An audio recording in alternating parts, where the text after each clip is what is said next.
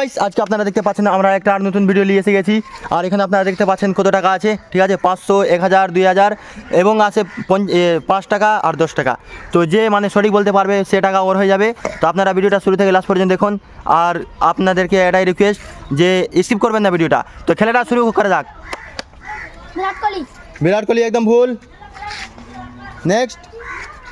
বিরাট কোহলি। বিরাট কোহলি একদম সঠিক, ওর জন্য 500 টাকা হাততালি। ধোনি। ধোনি একদম ভুল। মেসো। একদম ভুল। বুমরা। বুমরা একদম সঠিক, 1000 টাকা ওর জন্য হাততালি একদম করে দেখি। চেষ্টা করো। রোহিত শর্মা। রোহিত শর্মা একদম ভুল।